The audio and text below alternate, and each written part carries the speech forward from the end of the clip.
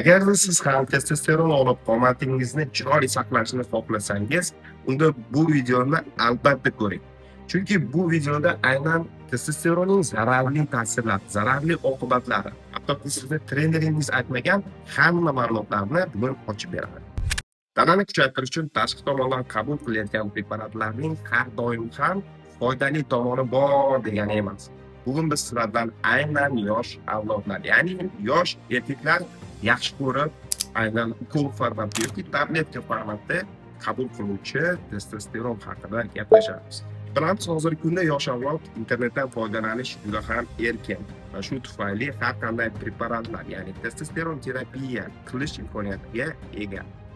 Xoh u zaldan bo'lsin, xoh aptekadan, xoh chet eldan har xil preparatlarni zakaz qilib, aynan o'zlarining tanalariga qabul qilish orqali kelajakda uchrashi mumkin bo'lgan xavfli kasalliklar haqida gaplashamiz. Testosteron terapiya aynan kimlarga qilinadi, kimlarga absolyut qarshi ko'rsatiladi?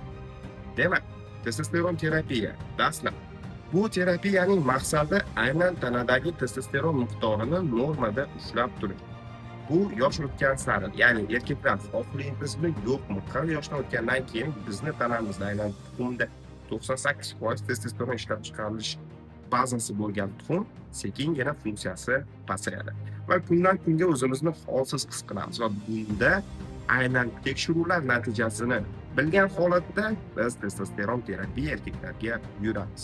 Agarda biz qon tahlillaridan gemotokrit o'zgarishlarni ko'rsak yoki qondagi aynan erkaklarda uchrovchi prostata bezi rakini xavfi bo'lsa yoki yana yurak qon tomir kasalliklari xavfi bo'lgan erkaklarga va yana bir qiziqarli fakt, aynan absolyut qarshi ko'rsatma haqida gaplashyapmiz. Aynan uylanib farzand ko'rishni reja qilayotgan erkaklarga ham testosteron terapiya mutlaqo qarshi ko'rsatma. Nega deysizmi? Sababi, hozir men sizlarga oddiy tilda tushuntiraman.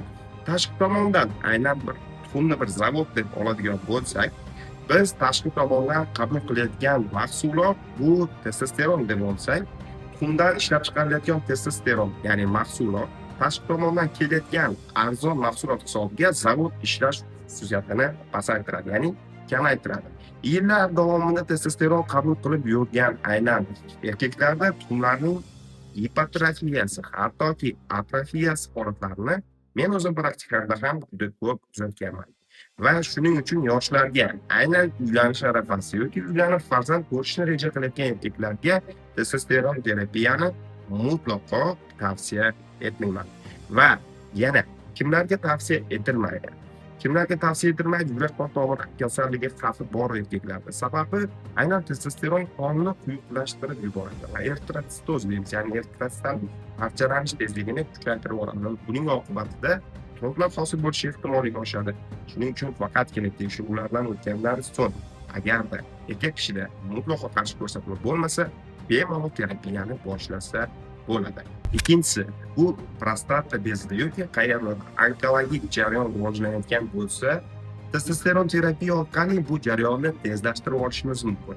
Va nima bo'ladi oxir-oqibatda biz onkologik jarayonni metastatik formaga, ya'ni tarqalish formaga o'tkazib, ko'p organlarga tarqalib, tezroq kasallikning rivojlanishiga sababchi bo'lib qolishimiz mumkin. Shuning uchun qo'shtirnoq ichidagi doktor yoki sportsmen doktorlarning aynan tavsiyasiga ko'ra testosteron terapiyani olib, kelajakda prostata bezini ushlovchi xavfsiz o'smani kuchayganligi yoki aynan tuxumning hipertrofiyasi, hattoki atrofiya holatlarini o'zingizda uchratishingiz mumkin.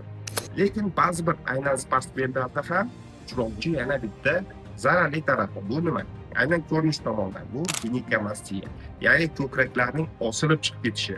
Bu holat ham juda ko'p professional sportsmenlarda uchraydi va bu oxir-oqibat operatsion yo'l bilan hal qilinadi. Yana bir testosteron terapiyaning zararli taraflaridan biri bu aynan erkaklarda uyqu apnoyasini kuchayishi. Bu nima? Yuqori aynan nafas yo'llari mushaklarini o'zgarishi, ya'ni torayish hisobiga nafas chiqarishni qiyinlashishi. Biz xalqimizda juda ko'p ishlatamiz ko'krak otishni kuchayishi.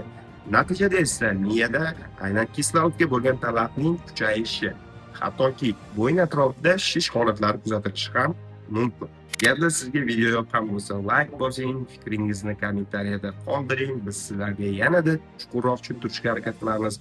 Kanalimizga obuna bo'ling. Sizdagi bemorlar uchun foydali bo'lish uchun aynan ularga yuborib qo'ying.